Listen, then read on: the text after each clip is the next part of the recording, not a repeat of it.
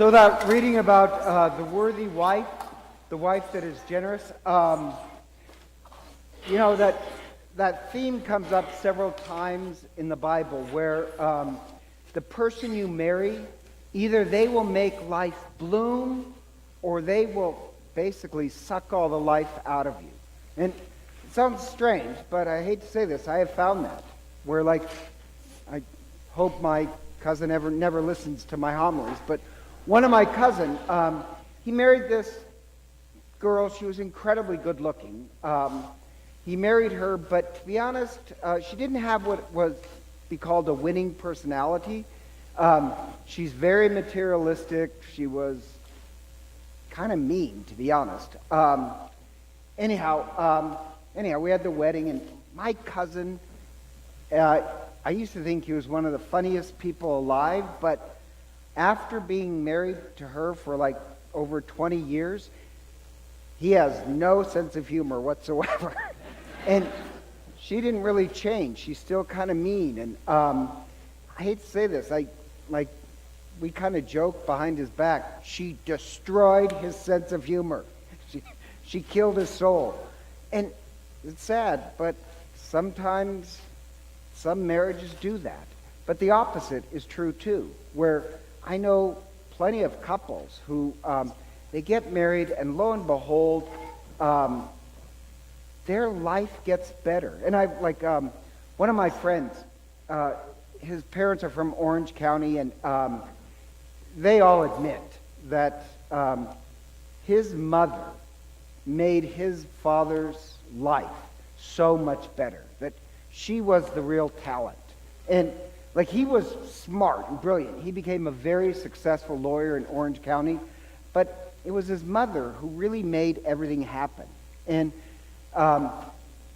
she's the one who made kind of the major decisions in a way without being pushy, that she just made his life better. And it's kind of funny because they died, but they got all these awards for, Best Catholic of the Year and incredibly generous, where this one couple, they just changed a lot in Orange County of just their generosity.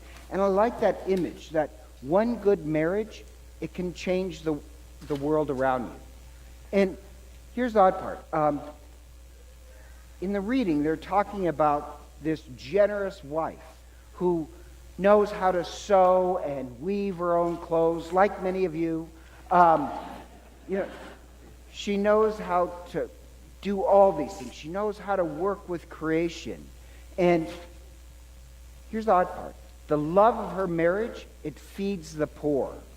Now, the odd part is this. At this time of year, the point of the homily is not about marriage. Because at this time of the year, when we move closer to Advent, the readings are about, really, the final judgment. All the readings are about the final judgment. So what does the final judgment before God have to do with a worthy, generous spouse? And the answer is, we're the spouse. The church is the spouse of God. And I've mentioned before, religion is this marriage, or our religion is this marriage between us and God. You have all these wedding symbols in the crucifixion, the cup and the crown. We're married to God, and we're supposed to be the worthy spouse.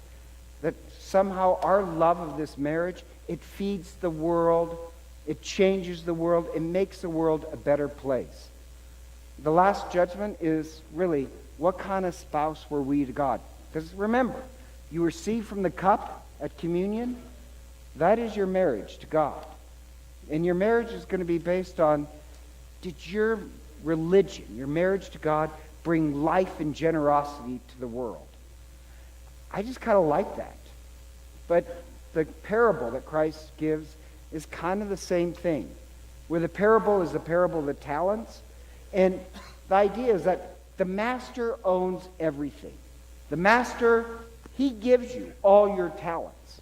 And I love this in the Bible, where it says several times, God says, I knitted you together in your mother's womb. I gave you your personality. I gave you your gifts. And what God is waiting for is, if God has woven that into your very being, God wants to see how you're going to give those gifts back.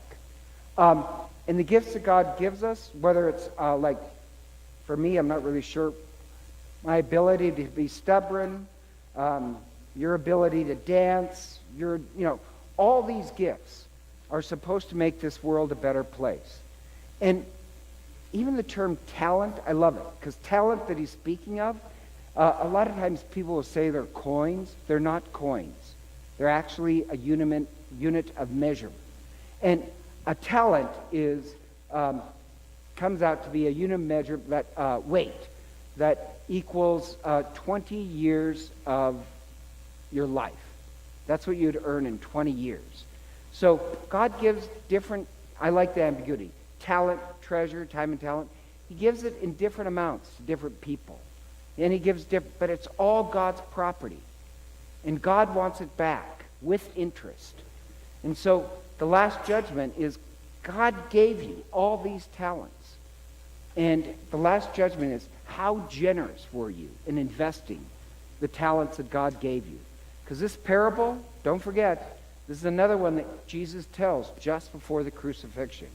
And the image of the crucifixion is Jesus with his entire life is very generous.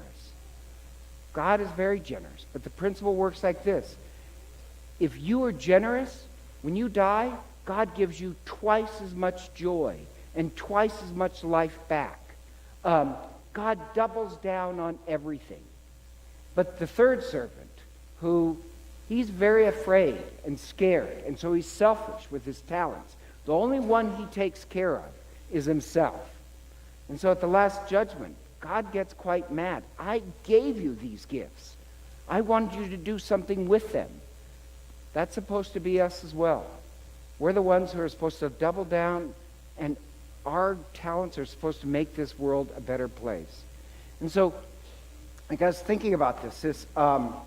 Today, in the morning, I had a wedding, and in the afternoon, I had this funeral. And the funeral was, this guy died pretty young. He was like 49, wasn't he 49? He's 49. He was a coach. He's a parishioner here. But it was amazing. It was a packed funeral. As at least this section was completely filled. And it's amazing how many people's lives he touched.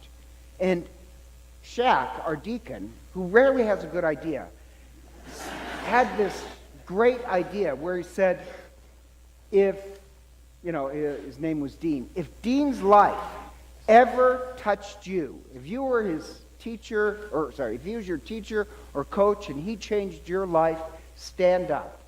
Great idea. And there was probably about 700 kids who stood up. Like, just one guy who did have a great marriage, and he taught them about character and integrity. It was really impressive to see. Or, did you guys see the video? Is he lost or? Oh. Run! He's coming for you. Did you see the video of the guy who years ago he's on vacation somehow? He's from England, and he runs across, this is World War II or prior to World War II, runs across all these Jewish children who are going to be sent away to the gas chamber, and he forges documents for them, and he saved hundreds. You saw that, right? It was amazing. Saved hundreds of children, and then he was just like a 30-year-old man, hadn't gotten married yet. They did this television program where now he's like 97, and the theater is packed, and they're giving him this award for saving all these children. And then they say, turn around. And it says, all the people you saved are here in this theater. And he turns around, and all the people are there, and they stood up. It's kind of like the same thing with the coach, and I know this sounds strange, but that reminds me of the Last Judgment. Imagine at the Last Judgment, God says, I gave you your talents and gifts. What did you do with it? And you turn around, and here's all the people that your talent and effort changed their lives. But what if nobody stood up? That would be like the third servant, who the only one he ever cared for in his entire life was himself. And the sad part is, if that's all you care about for all eternity, all you get is to be by yourself. The parable of the talents is really, we pour out our gifts on others, and whatever we put out, we get double back in heaven. That's the marriage of a good spouse that we're trying to be. And so, together, please stand and let us profess our faith.